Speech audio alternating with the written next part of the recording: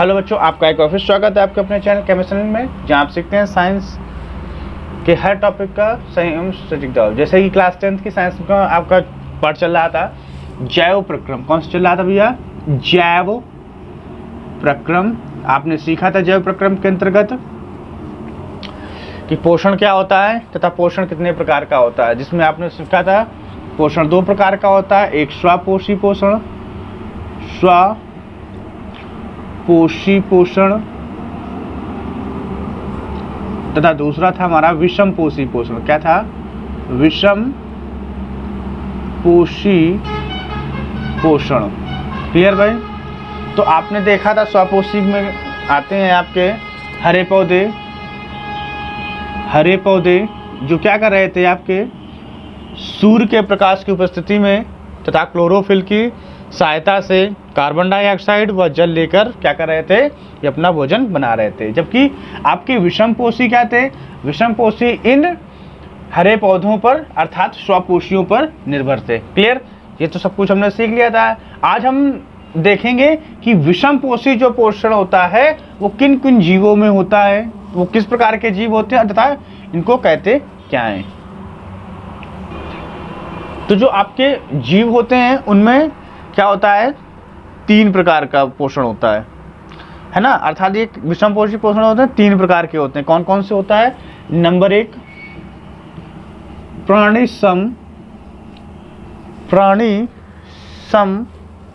भोजी पोषण। क्या होता है? प्राणी सम भोजी पोषण। क्लियर भाई? प्राणी सम भोजी पोषण। दूसरा होता है आपका परजीवी अर्थात पैरासिटिक। क्या होता है? सेकंड इज परजीवी। कैसे होते हैं? परजीवी पोषण होता है। थर्ड आपके आते हैं मृतोपजीवी। क्या होते हैं? मृतोपजीवी। क्लियर भाई? जैसा कि आपको इस पर प्राणी संभोजन ऐसे जीव है ना। तो आपका जो पोषण होता है वो विषम पोषण जो होता है वो 3 प्रकार का होता है। एक प्राणी संभोजी पोषण होता है, दूसरा परजीवी टाइप का होता है और तीसरा मृतोपजीवी टाइप का होता है। तो अब आज हम सीखेंगे कि ये प्राणी संभोजी टाइप का पोषण क्या होता है। ठीक, तो वे जीव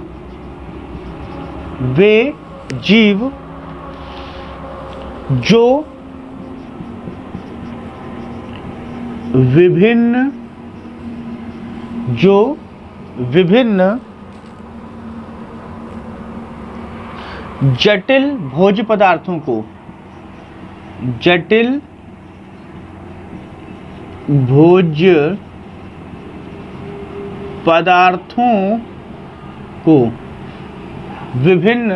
जटिल भोज्य पदार्थों को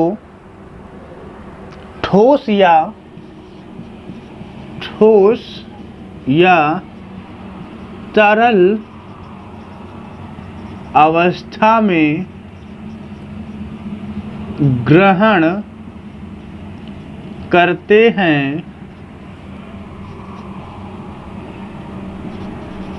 उन्हें प्राणी संभोजी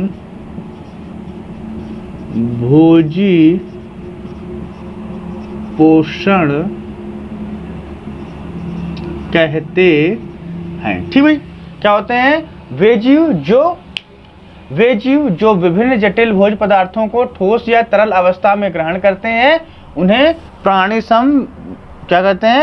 संभोजी पोषण कहते हैं। जैसे आप देखेंगे जैसे अमीबा। ठीक है?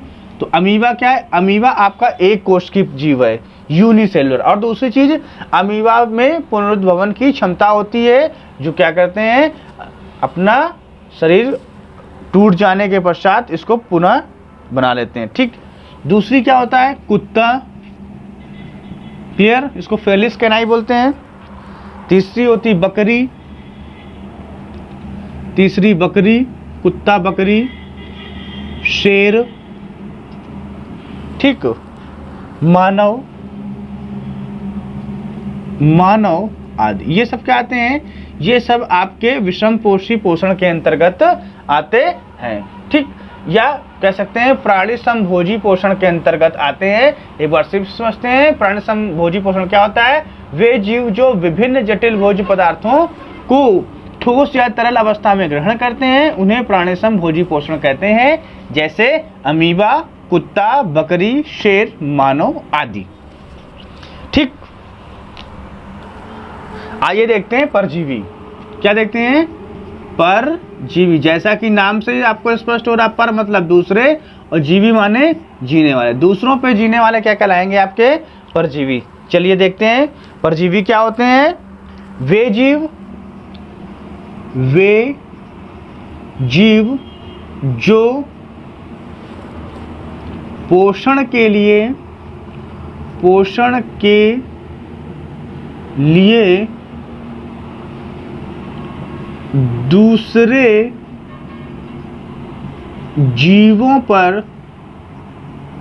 आश्रित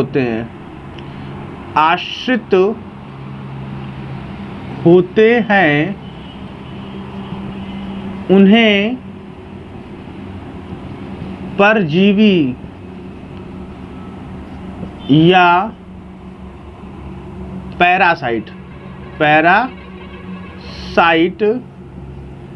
कहते हैं। ठीक भाई, तो वे जीव जो पोषण के लिए दूसरे जीवों पर आश्रित होते हैं वो क्या कहलाते हैं? आपके उन्हें परजीवी या पैरासाइट बोलते हैं। ठीक भाई, जैसे आपका एग्जाम्पल हो गया,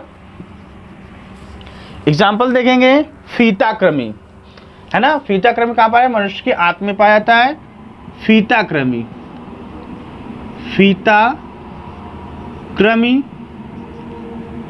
जोंक।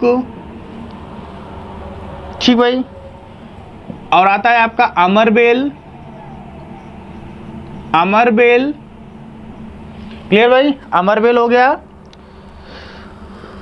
और आपका खटमल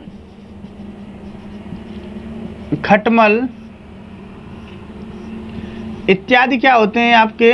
ये पैरासिटिक अंतर आते हैं, पैरासाइट के अंतर्गत आते हैं। तो फिर समझ लेंगे, वे जीव जो पोषण के लिए दूसरे जीवों पर आश्रित होते हैं उन्हें परजीवी या पैरासाइट कहते हैं। क्लियर भाई। लेकिन एक चीज और इसमें कि ये क्या करते हैं? जीवों को मारते नहीं भाई, जिन पे ये आश्रित होते हैं वे जीवों को मारते हैं, जीवों को मारे बिना। ठीक भाई, अर्थात ये क्या करते हैं? ऐसे जीव जो पोषण के लिए दूसरे जीवों पर आश्रित होते हैं उन्हें परजीवी कहते हैं। पर इनकी विशेषता होती है, ये क्या करते हैं? जिन जीवों पर ये होते हैं उनको ये स्वयं उनसे केवल लाभ प्राप्त करते हैं, ना कि उन्हें खत्म कर देते हैं। ठीक भाई, तो आई होप आप परजीवी के विषय में बहुत अच्छी तरह से समझ चुके होंगे। ठीक, अब आता है आपका मृतोपजीवी। अब डालेंगे मृतोपजीवी। अब क्या सीखेंगे? अब जानेंगे मृतोपजीवी क्या होते हैं। ठीक भाई, मृतोपजीवी। ठीक भाई, तो मृतोप मतलब मृत, अर्थात मरे हुए जीवों से अपना भोजन प्राप्त करें। कैसे प्राप्त करें? मरे हुए जीवों से, अर्थात वे जीव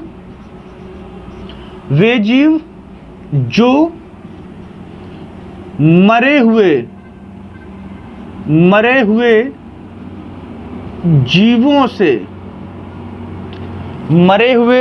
जीवों से या मृत जीवों से अपना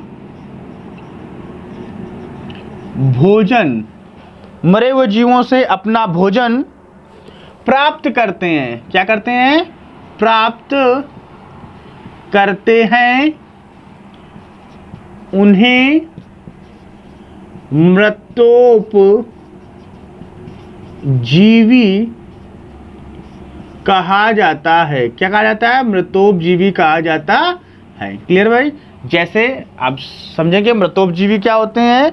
जैसे हम बात करें कवक, जिसे हम लोग फंगाई भी बोलते हैं। क्या बोलते हैं? फंजाई भी बोलते हैं। दूसरे होते हैं जीवाणु तथा ईस्ट आदि। क्लियर भाई, आप लोग जान गए होंगे मृतोपजीवी कि वे जीव जो मरे हुए जीवों से अपना भोजन प्राप्त करते हैं उन्हें मृतोपजीवी कहलाते हैं, कहा जाता है। ठीक, जैसे कवक हो गया। कवक क्या करता है? कवक आपकी जो चीजें होते हैं उनके ऊपर उगते हैं और उनको क्या कर देते हैं? कंपोस्ट या खाद में परिवर्तित कर देते हैं। जीवाणु क्या करते हैं? मरे हुए जीव को क्या कर देते हैं? मिट्टी में मिला देते हैं। अर्थात जटिल कार्बनिक यौगिकों को क्या कर देते हैं? सरल कार्बनिक यौगिकों में मिला देते हैं। ईस्ट वगैरह का भी यही काम होता है। तो ये होते हैं आपके मृतोपजीवी। ठीक भाई, आई होप आप प्राणी संभोजी पोषण, परजीवी तथा मृतोपजीवी में अंतर समझ गए होंगे। चलिए हम सीख लेते हैं स्वपोषी और विषमपोषी में अंतर क्या होता है। तो स्वपोषी, पोषी एवं विषमपोषी के बीच अंतर जान लेते हैं। क्या कर लेते हैं? विषमपोषी के बीच अंतर जान लेते हैं। ठीक, हम किन्हें स्वपोषी कहेंगे और किसे विषमपोषी कहेंगे। तो इसको हम डिवाइड कर लेते हैं एक लाइन से। सबसे पहले स्वपोषी में देखेंगे। तो स्वपोषी क्या होते हैं? तो ये स्वपोषी क्या होते हैं? हरे पादप जंतु होते हैं, है ना। तो लिखेंगे यह हरे पादप या हरे पादप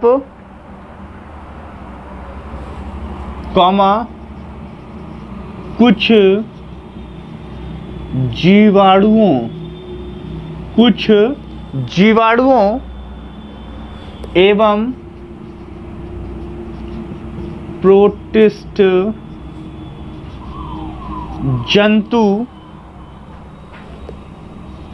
जंतुओं में पाया जाता है। किसमें पाया जाता है? प्रोटिस्ट जंतुओं में पाया जाता है। अब देखेंगे विषम पोषण में नंबर 1 क्या कहता है? विषम पोषी पोषण, यह कवक और जंतुओं में पाया जाता है। किसमें पाया जाता है? यह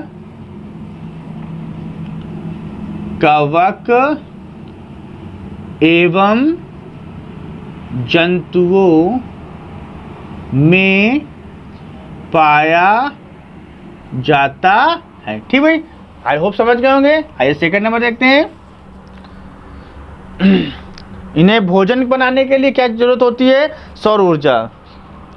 तो सौर ऊर्जा को ग्रहण करने के लिए, सौर ऊर्जा को ग्रहण करने के लिए लवक अर्थात हरित लवक, इनको क्या होता है? हम क्या लिख सकते हैं लवक को? हरित लवक। ठीक है, तो हरित लवक की आवश्यकता होती है। किसकी होती है? आवश्यकता होती है। ठीक भाई, आइए इसमें देखते हैं। लेकिन अब इन्हें क्या होती है? सौर ऊर्जा की आवश्यकता नहीं होती है, तो इन्हें सौर ऊर्जा की आवश्यकता भोजन बनाने के लिए नहीं होती है। ठीक, अर्थात इन्हें भोजन बनाने के लिए सौर ऊर्जा की आवश्यकता नहीं होती। ठीक,